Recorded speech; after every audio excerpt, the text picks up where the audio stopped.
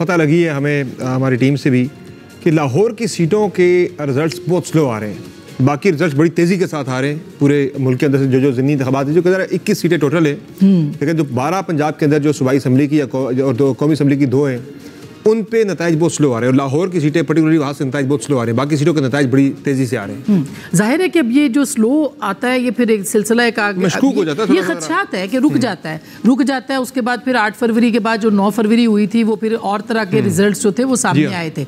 तो एक खदशात बहरहाल मौजूद रहते।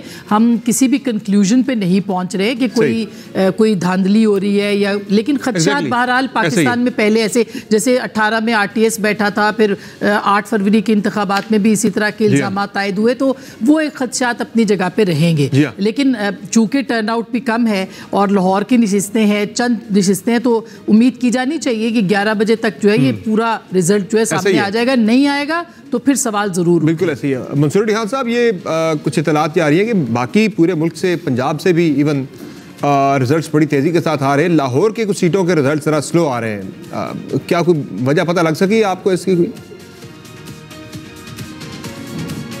लाहौर में जी मेरे ख्याल में 8 फरवरी से ही जो है वो हमारे यहाँ पे इलेक्शन का साबुन स्लो हो गया था और तब से ही जो है वो सिलसिला जारी है। हम लोग इसके हवाले से कुछ ज़्यादा नहीं कर सके। ख़ास तौर पे मेरे ख्याल में ये स्लो होने का जो प्रोसेस स्टार्ट हुआ था वो ख़ास तौर पे NA 130 से हुआ था, नवाज शरीफ साहब के हल्के से। क्योंकि मैंने उसके जब तमाम बैठ के फॉर्म 45 चेक किए, इलेक्शन कमीशन ऑफ पाकिस्तान ने जो अपनी वेबसाइट के ऊपर डाले, तो मुझे एहसास हुआ कि वहाँ के ख़ास तौर पर ऐसे प्रिजाइडिंग ऑफिसर्स थे और जो पोलिंग का अमला वहाँ पे तैनात किया गया था, उनके वैसे ही रिफ्लेक्सेस शायद बहुत स्लो थे। क्योंकि बाद में उनको जो चीज़ें, जो वोट 300 थे वो 1300 में थोड़ा टाइम लग गया उसको बनाने में। तो ये पूरे लाहौर के अंदर ये बीमारी जो है वो देखी गई है। अब देखते हैं कि इस मरतबा उससे कोई शिफा हुई है या नहीं हुई है। लेकिन एक चीज़, सॉरी मैं आपकी इजाज़त से सिर्फ एक और चीज़ जो मेरे ख्याल में हमने थोड़ी सी उस पर बात नहीं की, वो बाजोड़ का जो हल्का है उसको जो वहाँ पे जो खास तौर पे इम्पोर्टेंट डेवलपमेंट हुई कि जब वहाँ पे पाकिस्तान तहरीक साहब के वो जो एक कारकुन थे रेहान ज़ेब, और उनका कत्ल हुआ था, जिसकी वजह से वहाँ पे इंतखाबात मुअत्तल हो गए थे, डिले हो गए थे।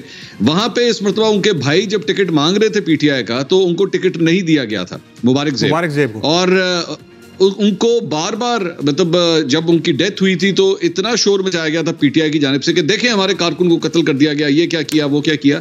लेकिन अब जब उनके भाई ने टिकट मांगी, उन्होंने कहा हमने नहीं देनी, और टिकट जो है गुलजफर खान को दे दिया गया। तो ये कितनी बड़ी हिपोक्रेसी है एक सियासी जमात की कि आपने जब वो कत्ल हुआ था तो आपने पूरी तरह उस खबर को जो है वो कैश इन किया, सोशल मीडिया पे भी और मेन स्ट्रीम मीडिया पे भी। लेकिन जब एक्चुअली उसकी फैमिली को जो है, जब आपको खराज तहसीन पेश करना चाहिए था, और आमतौर पे बाई इलेक्शंस में होता है ये कि आप उस फैमिली को वो टिकट देते हैं, तो इस पर वो नहीं दिया गया। और मेरी इतलात के मुताबिक मुबारक ज़ेब जो है बड़ा टफ टाइम दे रहे हैं इस वक्त PTI के कैंडिडेट को वहाँ पे। और याद रहे कि गुलजफर खान को ही पिछली दफा भी दिया गया था और मुबारक ज़ेब, रेहान ज़ेब को नहीं दिया गया था, जिसपे उन्होंने एहतजाज भी किया था। लेकिन उसके बाद फिर उनका कत्ल हो जाता है और उसके बाद फिर दोबारा ये उम्मीद बढ़ती है कि शायद उनको दोबारा टिकट दिया जाएगा, और फिर नहीं दिया गया। तो वही बात है, वावेला जो बात कर रहे थे मंसूर रिहान, जो बात कर रहे